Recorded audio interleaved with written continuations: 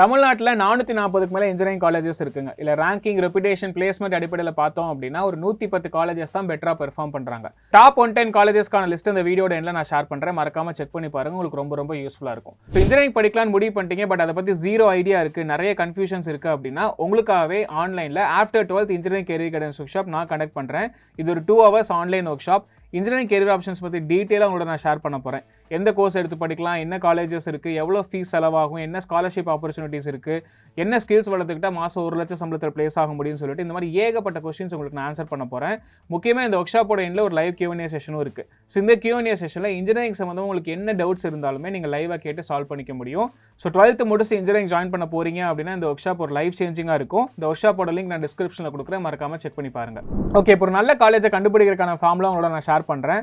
First ஃபார்மில் வந்து எந்த லொக்கேஷனில் படிக்க போகிறீங்கிறது ரொம்ப முக்கியம். இப்போ இந்த டேட்டாவை நீங்கள் பார்த்தீங்க அப்படின்னா தமிழ்நாட்டில் இருக்க எல்லா காலேஜஸையும் ஒரு 5 ஜோனில் பிரிச்சிருப்பாங்க. சென்னை, கோயம்புத்தூர், திருச்சி, திருநெல்வேலி, மதுரைன்னு 5 ஜோனாக பிரிச்சிருப்பாங்க.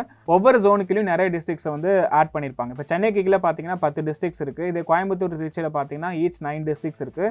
திருநெல்வேலிக்கு 5 டிஸ்ட்ரிக்ட் அண்ட் மதுரையில் 5 டிஸ்ட்ரிக்ஸ். ஸோ இந்த மாதிரி 38 டிஸ்ட்ரிக்ஸையும் 5 ஜோனாக பிரிச்சிருப்பாங்க. இப்போ சென்னை ஜோனில் பார்த்தீங்க அப்படின்னா மொத்தம் 120 காலேஜஸ் மேலே இருக்குது. கோயம்புத்தூரில் 113 காலேஜஸ், திருச்சியில் 59, திருநெல்வேலியில் 64, மதுரையில் 26. ஸோ இல்லை டாப் காலேஜஸ் லிஸ்ட் எடுத்தீங்க அப்படின்னா NIRF ரேங்க்டு காலேஜஸ்ன்னு சொல்லுவாங்க. NIRF ரேங்கிங் பற்றி நான் அடுத்த ஸ்லைடில் உங்களுக்கு டீட்டெயிலாக எக்ஸ்பிளைன் பண்ணுறேன். ஸோ இப்போ டாப் 110 காலேஜஸ் நான் சொன்னேன் இல்லையா, அந்த 110 காலேஜஸில் பார்த்தீங்கன்னா சென்னையில் 37 காலேஜஸ் இருக்குது, கோயம்புத்தூரில் 40, திருச்சியில் 12, திருநெல்வேலியில் 11 அண்ட் மதுரையில் 10. இதில் சென்னை, செங்கல்பட்டு, காஞ்சிபுரம், திருவள்ளூர், விழுப்புரம் ரீஜன்ஸில் இருக்க காலேஜஸ் எல்லாமே டாப் காலேஜஸாக இருக்குது. இல்லை கோயம்புத்தூர், தருமபுரி, ஈரோடு, கரூர், கிருஷ்ணகிரி, நாமக்கல், சேலம் எல்லாமே டாப் காலேஜஸாக இருக்குது.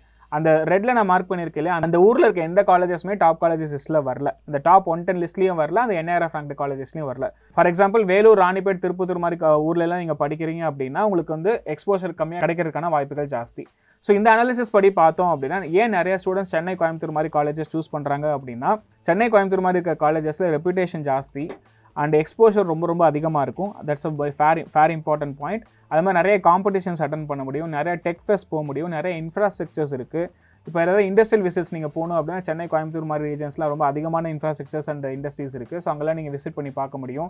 ஸோ இதுலேருந்து எவிடென்ட்டாக என்ன தெரியுது அப்படின்னா சென்னை, கோயம்புத்தூர் ரீஜன்ஸில் தான் நிறைய டாப் காலேஜஸ் இருக்குது. ஸோ நீங்கள் எந்த லொக்கேஷனில் படிக்க போகிறீங்கிறது உங்கள் கன்வீனியன்ட்டுக்கு நீங்கள் டிசைட் பண்ணிக்கோங்க. இப்போ எந்த லொக்கேஷனில் படிக்கலாம்னு முடிவு பண்ணிட்டீங்க, அந்த காலேஜஸ் நல்ல ரேங்கிங் இருக்கா, அக்ரிடேஷன் இருக்கா அப்படிங்கிறது எப்படி பார்க்குறது அப்படின்னா NIRF ரேங்கிங்னு சொல்லுவாங்க. தமிழ்நாட்டில் இருக்க எல்லா இன்ஜினியரிங் காலேஜஸையும் ரிவ்யூ பண்ணிவிட்டு NIRF ranking every year June month release பண்ணுவாங்க. nirfindia.org அப்படிங்கிற வெப்சைட்டில் போய் பார்த்தீங்கன்னா டாப் இன்ஜினியரிங் காலேஜஸ் என்னங்கிறது நீங்களே கண்டுபிடிக்க முடியும். ஸோ லொக்கேஷன் டிசைட் பண்ணியாச்சு, டாப் இன்ஜினியரிங் காலேஜஸ் இது அப்படிங்கிற டிசைட் பண்ணியாச்சு. அடுத்து என்ன கோர்ஸ் படிக்க போகிறீங்கிறது ரொம்ப முக்கியம். ஸோ இப்போ NIRF ரேங்க்டு காலேஜஸில் நீங்கள் ஜாயின் பண்ணி படிக்கிறீங்க அப்படின்னா அந்த காலேஜஸில் ஒரு 5 கோர்சஸ் ஆஃபர் பண்ணுறாங்கன்னா அதில் 2 கோர்ஸோ 3 கோர்ஸோ NBA அக்ரிடேட்டடாக இருக்கும். அப்படின்னா என்ன அர்த்தம் அப்படின்னா இப்போ CSE கோர்ஸ் நீங்கள் படிக்க போகிறீங்கன்னா அந்த காலேஜ் CSE கோர்ஸ்க்கு NBA அக்ரிடேஷன் வாங்கியிருந்தாங்க அப்படின்னா அந்த டிபார்ட்மெண்ட் ரொம்ப நல்லா பெர்ஃபார்ம் பண்ணுது அப்படிங்கிறது நீங்கள் புரிஞ்சுக்க முடியும். ஃபார் எக்ஸாம்பிள் லாஸ்ட் 10 இயர்ஸில் நிறைய ரிசர்ச் அவுட்புட்ஸ் வந்துருக்கு, நிறைய ப்ராஜெக்ட்ஸ் பண்ணியிருக்காங்க, நிறைய இன்னோவேஷன் பண்ணியிருக்காங்க. ஸோ அந்த டிபார்ட்மெண்ட்டோட ஃபேக்கல்ட்டிஸ் வந்து மோஸ்ட்லி PhD ஸ்காலர்ஸாக இருப்பாங்க. ஸோ ஓவரால் அந்த டிபார்ட்மெண்ட்டோட பெர்ஃபார்மன்ஸ் ரொம்ப நல்லா இருக்கும். ஸோ நீங்கள் எடுக்க போகிற கோர்ஸ் NBA அக்ரிடேட்டாக இருந்தது அப்படிங்கிற பட்சத்தில் உங்களுக்கு ஒரு குவாலிட்டி எஜுகேஷன் கிடைக்கிறதுக்கான வாய்ப்புகள் ரொம்ப ஜாஸ்தி. அடுத்து 3வது ரொம்ப முக்கியமான விஷயம், ஓவராலாக அந்த காலேஜோட குவாலிட்டி எப்படி இருக்குது, அது ரேங்கிங்காக இருக்கலாம், அக்ரிடேஷனாக இருக்கலாம், எக்ஸ்ட்ரா கரிக்குலராக இருக்கலாம், என்ன வேணாலும் இருக்கலாம். ஓவரால் அந்த காலேஜோட குவாலிட்டி எப்படி இருக்குங்கிறத கொடுக்குறது அந்த NAAC அக்ரிடேஷன்.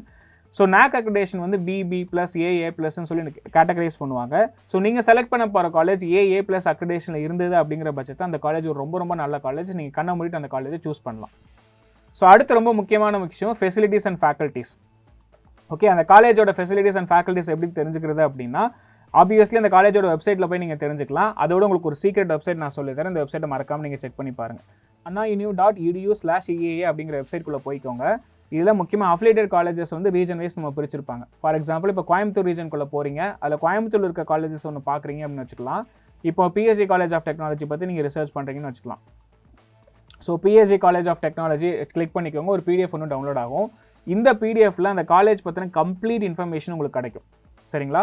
ஸோ இந்த PSG காலேஜ் ஆஃப் டெக்னாலஜியில் வந்து எப்போ ஸ்டார்ட் பண்ணாங்க, அந்த காலேஜோட அஃபிஷியல் வெப்சைட் என்ன, இமெயில் ஐடி என்ன, ஃபோன் நம்பர் என்ன, ஒவ்வொரு காலேஜஸ்க்கும் எவ்வளோ சீட் மேட்ரிக்ஸ் இருக்குது, அந்த காலேஜ் சாங்ஷன் இன்டேக் எவ்வளோ, போன வருஷத்துக்கு இந்த வருஷத்துக்கும் சீட்ஸ் எதாவது அதிகப்படுத்தியிருக்காங்களா, கம்மி பண்ணியிருக்காங்களா அப்படின்னா கம்மி பண்ணியிருந்தாங்கன்னா அந்த டிபார்ட்மெண்ட் அண்டர் பெர்ஃபார்ம் பண்ணுது அப்படிங்கிறதே புரிஞ்சுக்கலாம். அதிகப்படுத்தியிருக்காங்கன்னா டிமாண்ட் ரொம்ப ஜாஸ்தியாக இருக்குது அப்படிங்கிறத நீங்கள் தெரிஞ்சுக்க முடியும். அதே மாதிரி அந்த காலேஜோட பிரின்சிபல் டீடைல்ஸ், அவர் எங்கே படிச்சாரு, அதே மாதிரி ஒவ்வொரு டிபார்ட்மெண்ட்டுக்கும் இந்த மாதிரி அந்த ப்ரொஃபசர்ஸ் பற்றின கம்ப்ளீட் டீடைல்ஸ் உங்களுக்கு கிடைக்கும். ஸோ இதை பேஸ் பண்ணி உங்களுக்கு சொல்லிக் கொடுக்குற ப்ரொஃபசர்ஸ் எவ்வளோ குவாலிஃபைடாக இருக்காங்க அப்படிங்கிறதையும் நீங்கள் என்ஷூர் பண்ணிக்க முடியும். இது ஒரு சீக்ரெட்டான வெப்சைட், மறக்காமல் செக் பண்ணி பாருங்கள், உங்களுக்கு ரொம்ப ரொம்ப யூஸ்ஃபுல்லாக இருக்கும். ஸோ அடுத்து கெஸ்ட் லெக்சர்ஸ், அதாவது ரெகுலராக கிளாஸஸ் நடக்கிறத தாண்டி எவ்வளோ கெஸ்ட் லெக்சர்ஸ் ஆர்கனைஸ் பண்ணுறாங்க, எவ்வளோ வெபினார்ஸ் செமினார்ஸ் ஆர்கனைஸ் பண்ணுறாங்கிறது ரொம்ப ரொம்ப முக்கியம். For example Thiagaraja college of இன்ஜினியரிங்கிறது one of the top colleges. அந்த காலேஜோட இன்ஸ்டாகிராம் பேஜோ இல்லை லிங்க்டின் பேஜோ போய் நீங்கள் பார்த்தீங்க அப்படின்னா எக்கச்சக்கமான கெஸ்ட் லெக்சர்ஸ் நடந்துகிட்டே இருக்கும். Every month 2 to 3 guest lectures நடத்திக்கிட்டே இருப்பாங்க. அதாவது சிலபஸை தாண்டி, கரிக்குலமை தாண்டி, ரெகுலர் கிளாஸஸை தாண்டி எவ்வளோ விதமான எக்ஸ்பர்ட்ஸை கூட்டிகிட்டு வந்து பேச வைக்கிறாங்க அப்படிங்கிறது ரொம்ப முக்கியம். ஸோ அப்போ தான் உங்களுக்கு எக்ஸ்போஷர் ரொம்ப ஜாஸ்தியாக கிடைக்கும்.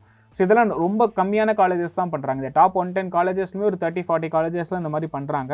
ஸோ நிறைய வெபினார்ஸ் அண்ட் செபினார்ஸ் நடக்குது அப்படிங்கிற பட்சத்தில் அந்த காலேஜஸ் நல்ல காலேஜஸ் நீங்கள் என்ஷூர் பண்ணிக்கலாம். ஸோ அடுத்து ரொம்ப முக்கியமான விஷயம் இண்டஸ்ட்ரி கொலாபரேஷன்.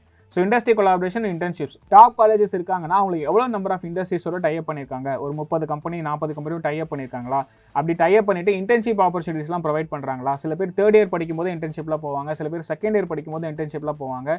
அதுக்கான வாய்ப்புகள் எல்லாம் உருவாக்கி கொடுக்குறாங்களா.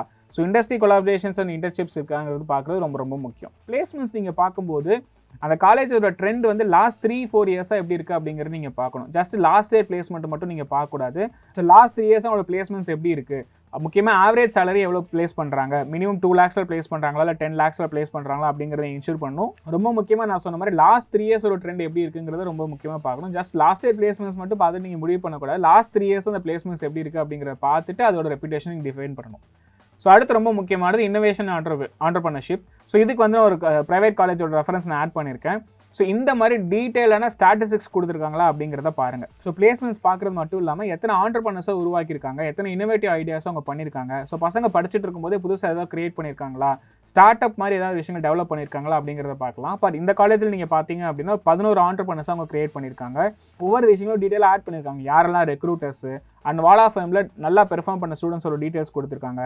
ட்ரைனிங் அண்ட் பிளேஸ்மெண்ட் ஃபேக்கல்ட்டிஸ்லாம் யார், பிளேஸ்மெண்ட் பற்றின டீட்டெயில்ஸ் அண்ட் 4 லட்சத்துக்கு மேலே எவ்வளோ பேர் பிளேஸ் ஆயிருக்கா, 7 லட்சத்துக்கு மேலே எவ்வளோ பேர் பிளேஸ் ஆயிருக்கா, 15 லட்சத்துக்கு மேலே எவ்வளோ பேர் பிளேஸ் ஆயிருக்கான்னு இந்த மாதிரி டீட்டெயில் அனாலிட்டிக்ஸ் கொடுத்துருக்காங்களா அப்படிங்கிறத பாருங்கள். பிளேஸ்மெண்ட்ஸ் பொறுத்தளவுக்கு நீங்கள் காலேஜஸும் விசிட் பண்ணி செக் பண்ணுறதுங்கிறது ரொம்ப ரொம்ப முக்கியம். ஓகே, ஸோ இதெல்லாம் தான் ரொம்ப முக்கியமான பாயிண்ட். ஒரு நல்ல காலேஜ் நீங்கள் சூஸ் பண்ண போகிறீங்க அப்படின்னா இந்த 10 விஷயங்களை என்ஷூர் பண்ணுறது ரொம்ப ரொம்ப முக்கியம். நான் சொன்ன மாதிரி ஃபஸ்ட்டு என்ன லொக்கேஷன் டிசைட் பண்ணணும், அந்த காலேஜஸ் NIRF ரேங்க் இருக்கான்னு டிசைட் பண்ணணும்.